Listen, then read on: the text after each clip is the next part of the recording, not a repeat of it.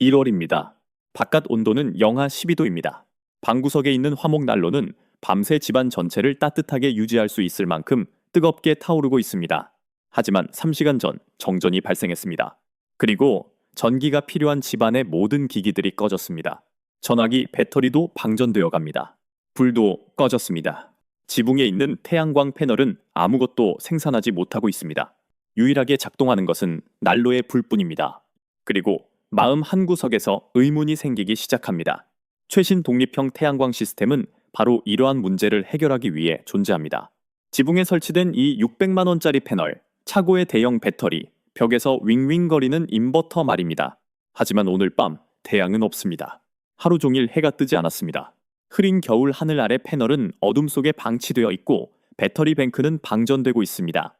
에너지 자립을 제공해야 할 시스템이 1년 중 가장 추운 밤에 아무것도 하지 못한 채 멈춰 있습니다. 하지만 난로는 방 안에 그 누구도 생각하지 못하는 일을 하고 있습니다. 그 주철 상자의 모든 표면은 섭씨 200도에서 315도 사이로 달아오르고 있습니다. 그 뒤쪽 방의 온도는 섭씨 20도입니다. 이 두 지점 사이에는 섭씨 270도 이상의 온도 차이가 존재합니다. 그리고 1821년부터 물리학자들이 이해해왔듯이 온도 차이는 단순한 열이 아닙니다. 그것은 올바른 통로가 주어지면 흐르기를 기다리는 전유입니다. 농촌 전력망이 도입되기 전 자체적으로 전력을 생산해야 했던 한국의 오래된 가정집들에서는 이 난로 표면 위에 작고 납작한 장치가 놓여 있었습니다. 교차하는 금속 조각들이 촘촘하게 쌓인 형태였습니다. 가장 흔하게는 구리와 철이 사용되었습니다. 움직이는 부품은 없었습니다. 별도의 연료도 필요하지 않았습니다. 짧은 전선이 그 장치에서 근처 벽에 장착된 작은 램프로 연결되었습니다. 그 장치는 거의 아무것도 아닌 것처럼 보였습니다. 난로 위에 놓인 얇은 금속판에 불과했습니다. 하지만 그것은 그 아래의 열로부터 전기를 생산하고 있었습니다. 그 램프에는 불이 켜졌습니다. 한국전력의 전력망에서 온 전기가 아니었습니다. 배터리에서 온 것도 아니었습니다. 난로 표면과 그 금속판 뒷면의 더 차가운 공기 사이의 온도 차이에서 비롯된 것이었습니다. 방을 데우는 불이 동시에 전선을 통해 전류를 밀어내고 있었던 것입니다. 인버터도 없었습니다. 태양광 패널도 없었습니다. 허가증도 필요 없었습니다. 매달 내는 전기요금 청구서도 없었습니다. 그저 두 개의 서로 다른 온도, 두 개의 서로 다른 금속, 그리고 이것들을 전력 소비 장치에 연결하는 회로뿐이었습니다. 그리고 전구는 빛을 발했습니다. 오늘 밤 지붕 위에서 어둡게 방치된 최신 시스템의 설치 비용은 이 600만 원에서 500만 원 사이입니다. 그 낡은 난로 위에서 빛을 만들어내는 장치는 전선과 금속을 합해 0원에서 0원 정도면 만들 수 있습니다. 둘 다 동일한 문제에 대한 해답을 제시하려 합니다. 그중 하나는 1년 중 가장 춥고 어두운 밤에도 작동합니다. 다른 하나는 그렇지 않습니다. 그리고 지금 당장 작동하고 있는 것은 비싼 시스템이 아닙니다. 그 난로 장치의 이면에는 이름이 붙은 원리가 있습니다. 바로 제베크 효과입니다. 한국의 물리학자 토마스 제베크가 1821년에 이를 기록했습니다. 그의 관찰은 단순했습니다. 두 개의 다른 금속으로 만들어진 회로의 두 접합부가 서로 다른 온도에 있을 때 회로를 통해 전류가 흐른다는 것입니다. 뜨거운 접합부, 차가운 접합부, 두 개의 서로 다른 금속, 전선에 흐르는 전류. 이것이 원리의 전부입니다. 이 원리는 1821년 이후로 변하지 않았습니다. 이것은 모호한 과학이 아닙니다. 제베크 효과는 산업용 오븐, 제트 엔진 배기 시스템, 가스 용광로의 온도 조절기에 사용되는 모든 열전대 온도 센서의 작동 원리입니다. 산업용 시스템이 금속 회로의 미세한 전압을 측정하여 온도를 읽을 때마다 정확히 이 효과를 사용하는 것입니다. 이 측정 응용 기술은 산업 전반의 표준이 되었습니다. 유용한 전기를 생산하기 위해 동일한 물리학을 사용하는 발전 응용 기술에서 이야기는 흥미로워집니다. 단일 접합부에는 문제가 있습니다. 섭씨 270도의 온도 차이에서 구리와 철이 만나는 하나의 연결 지점은 대략 6에서 7mV의 전압을 생성합니다. 이것은 실제 현상입니다. 측정 가능한 수치입니다. 하지만 전구에 불을 켜거나 라디오를 작동시키기에는 충분하지 않습니다. 단일 접합부에서 나오는 전기는 미세한 속삭임에 불과합니다. 온도를 측정하는데 유용할까요? 네. 하지만 의미 있는 전력을 생산하는 데는 아직 유용하지 않습니다. 이 미세한 속삭임을 유용한 수준으로 끌어올리려면 접합부의 수를 늘려야 합니다. 이 지점에서 열전대 무리 설계가 문제를 해결합니다. 열전대 무리는 여러 개의 열전대 접합부를 직렬로 연결하여 전압이 더해지도록 만든 것입니다. 20개의 접합부를 쌓으면 출력은 1개의 접합부가 내는 전압의 20배가 됩니다. 100개를 쌓으면 작지만 유용한 전기 사용이 가능한 범위에 총량이 도달하게 됩니다. 모든 뜨거운 접합부는 난로 표면에 맞닿은 하나의 면을 공유합니다. 모든 차가운 접합부는 방을 향하는 하나의 면을 공유합니다.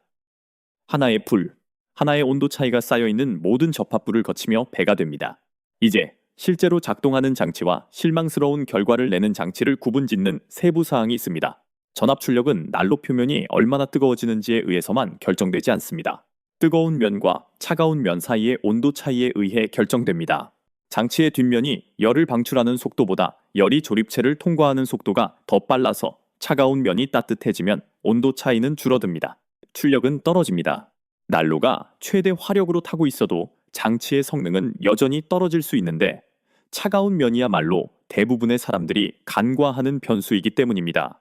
해결책은 장치 뒷면의 표면적과 공기 흐름에 있습니다.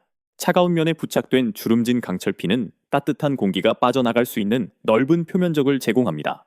자연 대류가 나머지를 처리합니다. 따뜻한 공기는 핀에서 멀어져 위로 올라갑니다. 더 차가운 공기가 빈자리를 채우기 위해 들어옵니다. 차가운 면은 난로 온도보다 현저히 낮은 상태를 유지합니다. 팬도, 펌프도, 냉각제 회로도 없이 오직 금속의 기하학적 구조와 방향성만으로 이루어집니다. 이를 이해한 제작자들은 강력한 출력을 얻었습니다. 그렇지 못한 사람들은 실망스러운 수치를 얻었습니다. 공기가 흐를 공간 없이 장치를 벽에 납작하게 밀착시킨 제작자들은 저조한 결과를 얻었고 때로는 이 원리가 제대로 작동하지 않는다고 결론 내리기도 했습니다. 원리 자체는 훌륭하게 작동했습니다. 차가운 면의 관리가 문제였으며 이를 해결하기 위해서는 방 안의 공기가 장치 뒷면을 가로질러 자유롭게 순환할 수 있도록 장치를 배치하기만 하면 되었습니다. 뜨거운 면을 적절하게 유지하는 것은 자동으로 이루어집니다. 난로가 아무런 노력 없이도 그 역할을 해냅니다. 차가운 면을 제대로 관리하느냐에 따라 제작자의 성패가 갈립니다. 이 간단한 열전 난로 장치로 현실적으로 무엇을 작동시킬 수 있을까요? 일반적인 화목 난로 표면에서 얻을 수 있는 출력 수준으로 솔직히 말씀드리면 소박하지만 의미 있는 정도입니다. 라디오 수신기 하나, 한두 개의 작은 램프, 납축 배터리를 천천히 충전하여 다음날 약간 더 많은 전력을 공급할 수 있도록 하는 정도입니다. 냉장고는 아닙니다. 전동 공구도 아닙니다. 하지만 전력망 없이 생활하는 한국의 가정집에서 가장 중요했던 전력 소비처들입니다. 빛, 정보, 그리고 다음날 아침을 위해 저장된 예비 전력입니다. 라디오는 생각보다 더 중요한 역할을 했습니다. 20세기 초중반 전력망이 없는 한국의 농촌 가정에서 라디오는 일기예보, 긴급방송, 시장 물가와 연결되는 유일한 수단이었습니다. 전기요금 청구서 없이도 라디오를 켤 수 있었던 가정은 그런 능력이 없는 가정이 누리지 못하는 정보에 접근할 수 있었습니다. 농사를 지을 때 건초를 베기 전 아침 일기 예보를 확인하는 것은 성공적인 수확과 흉작을 가르는 결정적인 차이일 수 있었습니다. 난로 위의 그 장치는 단순한 호기심의 대상이 아니었습니다. 그것은 실용적인 이점이었습니다. 열전 발전 원리는 특정 지역 사회나 전통에만 국한된 것이 아니었습니다. 지속적인 작동이 중요하고 연료 배달 비용이 비쌌던 외딴 전신 중개소에서도 유사한 저전력 발전 방식이 등장했습니다. 이 방식은 이미 열을 활용할 수 있고 전력망 연결 없이 적은 양의 전기를 공급해야 하는 다양한 독립형 실험 응용 분야에 나타났습니다. 제베크 효과는 어느 특정 지역에 속한 것이 아닙니다. 그것은 물리학에 속합니다. 그리고 열과 금속을 다루며 충분한 시간을 보낸 사람이라면 결국 그것이 무엇을 할 수 있는지 깨닫게 됩니다. 단순한 열전 난로 발전기가 널리 실용적으로 사용되던 시대가 끝난 것은 더 우수한 기술이 그것을 대체했기 때문이 아니었습니다. 그것은 1930년대 중반부터 1950년대까지 대한민국 전역에 전기가 들어오지 않던 농경지에 점진적으로 도달한 농촌 전력망의 등장 때문이었습니다. 전력망 전기를 사용할 수 있게 되자 이 장치들이 해결해주던 문제는 더 이상 중요하지 않게 되었습니다. 그것을 만드는 이유가 사라졌기 때문에 만드는 방법에 대한 지식도 더 이상 전수되지 않았습니다. 더 이상 가르치지 않는 기술은 한 세대를 넘겨 살아남는 경우가 드뭅니다. 동일한 작동 원리를 가진 현대 버전은 구리와 철보다 접합부당 훨씬 더 많은 출력을 내는 반도체 소재인 비스무트 텔루라이드로 만든 열전 모듈을 사용합니다. 이 모듈들은 오늘날 개당 4, 0원에서 32, 0원 사이에 제조 및 판매되고 있습니다. 작고 직사각형 모양이며 움직이는 부품이 없습니다. 뜨거운 면을 난로 표면에 밀착시키십시오. 차가운 면에 적절한 방열판을 연결하십시오. 이 장치를 관통하는 물리학은 토마스 제베크가 2세기 전에 기록한 것과 동일한 물리학입니다. 알루미늄 방열판과 함께 사 8개의 최신 열전 모듈을 난로 표면에 쌓아 보십시오. 차가운 면이 제대로 구성되고 불이 활발하게 탈 때 합산된 연속 출력은 8에서 25와트 범위의 전력이 됩니다.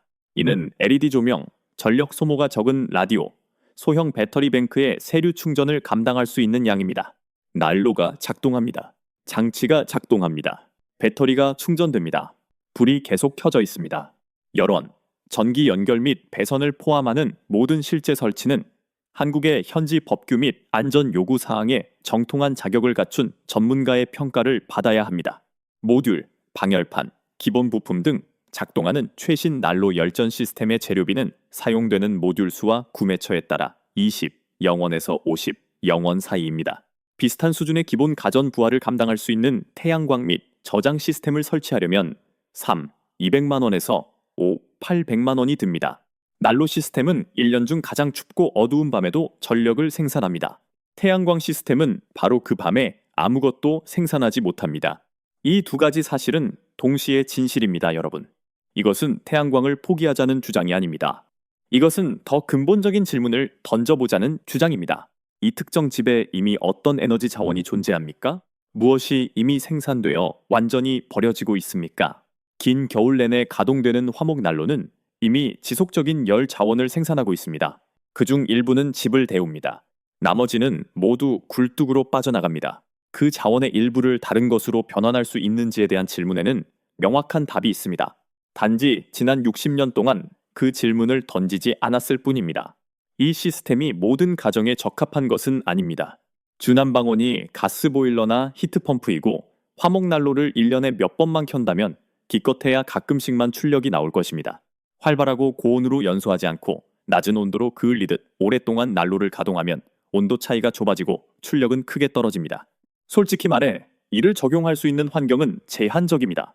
나무가 이미 겨울철 주난방원이고 난로가 매일 몇 시간씩 뜨겁게 타오르며 적은 양의 보조 전력을 얻는 것이 가치 있는 가정이어야 합니다. 한국의 농촌에 전력망이 들어왔을 때 실제로 잃어버린 것은 주된 장치 그 자체가 아니었습니다. 그 장치는 기본 원리만으로도 충분히 재구성할 수 있을 만큼 단순합니다. 우리가 잃어버린 것은 생각하는 습관이었습니다.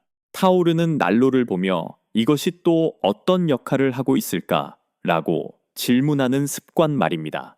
흐르는 시냇물을 보며 여기에 어떤 수압이 존재할까라고 질문하는 습관.